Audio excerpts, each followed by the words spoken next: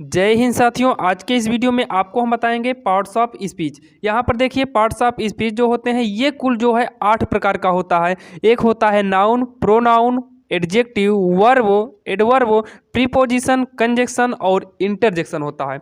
अब यहाँ पर देखिए नाउन मीन से संज्ञा होता है, आपको ऐसे हम बताते चलेंगे और सबकी आप हिंदी को नोट करते चलिएगा। यहाँ पर देखिए नाउन की डिफिनीशन क्या होती है। Noun is the name of a person, place और थिंग्स। हिंदी में कहा जाए किसी व्यक्ति, स्थान या वस्तु के नाम को संज्ञा कहते हैं। यानी कि दोस्तों किसी भी व्यक्ति का नाम हो या किसी स्थान का नाम हो या फिर किसी भी वस्तु का नाम हो, ये सभी चीज़ें आती हैं नाउन में। यहाँ पर देखिए जैसे हो गया सुमन, ये नाउन है क्योंकि किसी व्यक्ति का नाम है। अब यहाँ पर देखिए ये सभी जो रवि है ये भी नाउन है, बॉल लिखा है ये भी नाउन है, ये यानी कि यहाँ देखिए मीरुत लिखा है ये भी नाउन है। यानी कि ये सभी वाक्य जितने भी ये रंगीले हैं ये सभी नाउन हैं। किसी भी व्यक्ति, वस्तु, स्थान के नाम को नाउन कहते हैं। यहाँ पर देखिए अगला आता है दूसरा नंबर प्रोनाउन। प्रोनाउन का हिंदी होता है सर्वनाम। इसकी डिफिनीशन होती है a pronoun is a word used in place of a noun. Hindi में कहा जाए तो जो शब्द संज्ञा यानी कि नाउन के स्थान पर प्रयोग में लाए जाते हैं उसे प्रोनाउन कहते हैं। यानी कि जो शब्द नाउन के स्थान पे, जैसे यहाँ देखिए दिस है, यहाँ पर अभी तक क्या था, सुमन था, यानी कि सब्जेक्ट के स्थान पे वो क्या था, नाउन। नाउन के स्थान पे क्या आ गया है, दिस, यानी कि नाउन के स्थान पर प्रयोग किए जाने वाले शब्द को हम क्या बोलते हैं, प्रोनाउन बोलते हैं। यहाँ पर देखिए सी इज ए गुड गर्ल, यानी कि सबसे पहले जो सब्जेक्ट के स्थान पे है यहाँ पर होना चाहिए नाउन, और नाउन के स्थान पे आ गया है तो हो गया प्रोनाउन। यहाँ पर देखिए अनीता इज हर फ्रेंड, यहाँ पर अब आपको दिक्कत होगी, हर कैसे हो गया प्रोनाउन, क्योंकि नाउन के स्थान पे नहीं है। लेकिन यहाँ देखिए अनीता उसकी दोस्त है, यानी कि उसकी सहेली है या फिर दोस्त है, किसका, उसकी, और उसका यानी कि कोई नाउन रहा होगा और नाउन के स्थान पे हर प्रयोग हुआ है, यानी कि हो गया प्रोनाउन। अब यहाँ पर देखते हैं तीसरा नंबर है एडजेक्टिव। एडजेक्टिव की डिफिनीशन देखते हैं। An adjective is a word which qualifies A noun और प्रोनाउन। हिंदी में देखिए जो शब्द किसी संज्ञा या सर्वनाम की विशेषता बताते हैं उसे एडजेक्टिव कहते हैं। हम सबसे पहले सभी की पारी पारी डिफिनीशन को देख लेते हैं, इसके बाद जो है हम सभी के पारी पारी पार्ट को भी देखेंगे।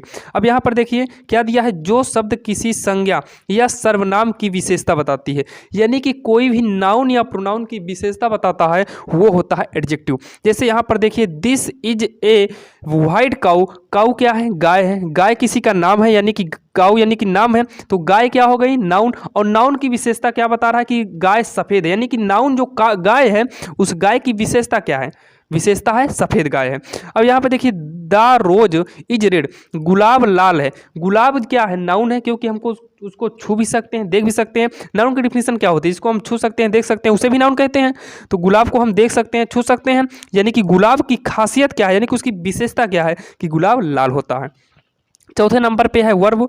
वर्ब की डिफिनीशन होगी, हिंदी में जान लीजिए क्रिया होता है। डिफिनीशन है a verb is a word that denotes an action. Hindi में देखते हैं जो शब्द किसी काम का करना या होना प्रकट करता है अथवा जिन्हें उस वाक्यों में करता यानी कि सब्जेक्ट करता है, वर्ब क्रिया कहलाता है। अब यहाँ पर ध्यान से देखिए वर्ब यानी कि सब्जेक्ट के जस्ट बाद जो यूज किया जाता है वही होता है verb. I read a book हो गया, ही राइट्स ए लेटर, तो ये जो रंगील वाला वर्ड है ये हो गया आपका वर्ब।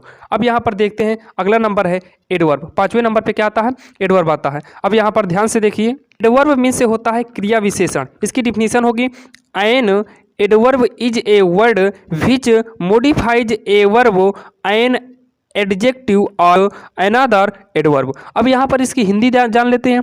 जो शब्द किसी वर्ब यानी कि क्रिया, एडजेक्टिव यानी कि विशेषता, यानी कि किसी भी वर्ब, एडजेक्टिव या दूसरे एडवर्ब की विशेषता बताता है उसे बोलते हैं एडवर्ब। यानी कि ये वर्ब, एडजेक्टिव, एडवर्ब इन तीनों की विशेषता बताए तो उसे क्या बोलते हैं, एडवर्ब कहते हैं। उसे क्या कहेंगे, एडवर्ब कहेंगे। जैसे ही रन्स फास्ट हो गया, तो फास्ट जो है इसमें क्या है, एडवर्ब है।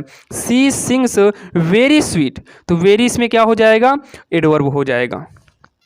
अब यहाँ पर देखिए थोड़ा समझ लेते हैं। अब समझने में इसमें दिक्कत क्या है, आखिर फर्स्ट कैसे एडवर्ब हुआ समझ में नहीं आया। तो यहाँ पर ध्यान से देखिए, ये जो फर्स्ट यानी कि तेज है, ये तेज बताइए किसकी विशेषता बता रहा है, ये नाउन की विशेषता नहीं बताएगा। ये जो तेज दौड़ रहा है ये बता रहा है वर्ब की विशेषता, यानी कि यहाँ क्या लिखे थे, वर्ब की विशेषता बताए उसे बोलते हैं एडवर्ब। तो ये देखिए फर्स्ट यानी कि तेज दौड़ने का काम कर रहा है, तेज दौड़ रहा है यानी कि दौड़ने वाला जो उसका काम है वो तेज है। तो ये फर्स्ट किसकी विशेषता बता रहा है, रन की। जैसे दिया है सी सिंग्स वेरी स्वीट, स्वीट माने क्या होगा, मिठाई, यानी कि ये जो वेरी जो है ये जो है खासियत बता रहा है स्वीट की, यानी कि बहुत मीठा है। तो ये बहुत जो खासियत बता रहा है ये बता रहा है मीठा की, यानी कि बहुत मीठा है, यानी कि वेरी स्वीट। ये वेरी जो है ये स्वीट की विशेषता बता रहा है, यानी कि ये एडजेक्टिव की विशेषता बता रहा है। इसका मतलब वेरी हो गया एडवर्ब। अब देखते हैं अगला नंबर क्या है। अब यहाँ पर देखिए अगला नंबर है 6वां नंबर प्रीपोजिशन। इसकी हिंदी होती है संबंध सूचक अव्यय। अगर हम इसकी डिफिनीशन की बात करें तो डिफिनीशन होगी a preposition is a word placed before a noun और a pronoun to show its relation with other words. और हिंदी में बात किया जाए तो होगा जो शब्द नाउन यानी कि संज्ञा प्रोनाउन से पहले प्रयोग किया जाता है तथा उनका संबंध अन्य शब्दों से प्रकट करते हैं उसे प्रीपोजिशन कहते हैं। यानी कि प्रीपोजिशन नाउन और प्रोनाउन के पहले यूज होते हैं लेकिन उनका संबंध किसी और शब्द से होता है। जैसे यहाँ देखिए the pen is on the table, यहाँ पर देखिए ये जो ऑन जिससे जुड़ा है ये जुड़ा हुआ है टेबल से, लेकिन ऑन माने होता है यानी कि देखिए यह पेन टेबल के ऊपर है, लेकिन ऑन जो है यूज हुआ है टेबल के जस्ट पहले, लेकिन इस ऑन का जो संपर्क है ये पड़ रहा है पेन से, यानी कि ऊपर पेन है तो पेन का संपर्क बन रहा है, टेबल पे होने के बावजूद वो संपर्क किससे कर रहा है, पेन से। The girl in the classroom, in जो है और इसमें जो टू है ये हो गया प्रीपोजिशन। अगला है कंजक्शन। कंजक्शन मीन से होता है संयोजक।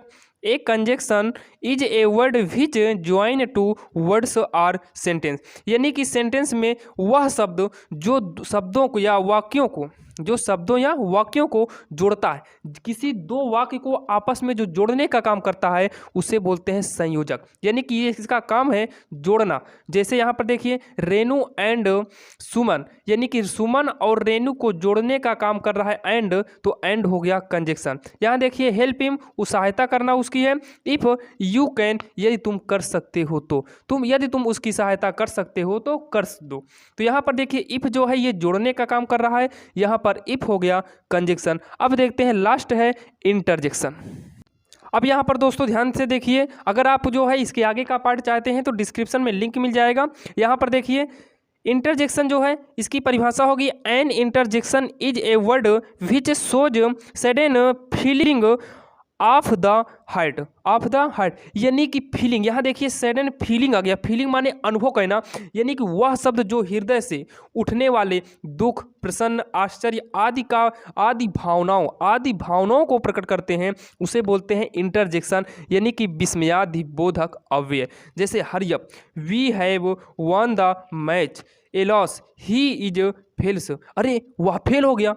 एलॉस माने क्या होता, अरे वह फेल हो गया, अरे वह फेल हो गया। इसका मतलब है ये जो है अंदर हृदय से उठ रहा है, इसका मतलब ये हो गया इंटरजेक्शन। जैसे हरियप हो गया यानी कि हर्ष यानी खुशी, और यहाँ देखिए लो हो गया, व्हाट हो गया, जैसे कहते हैं क्या तुम मैं जीत गए, यानी कि क्या जो है व्हाट, ये हो गया आपका इंटरजेक्शन। यहाँ देखिए एलास हो गया ओह, और यहाँ पर देखिए ना ये सभी चीज़ें हो गया आपका इंटरजेक्शन। और इंटरजेक्शन में सदैव जो है एक्सक्लेमेशन का मार्क भी लगा होता है। अब दोस्तों आपको मिलते हैं नेक्स्ट वीडियो में। अगर आप इसके आगे का वीडियो देखना चाहते हैं तो आप हमारे चैनल को सब्सक्राइब कर लीजिए ताकि हम जितने भी वीडियो डालें वो सबसे पहले आपको मिले।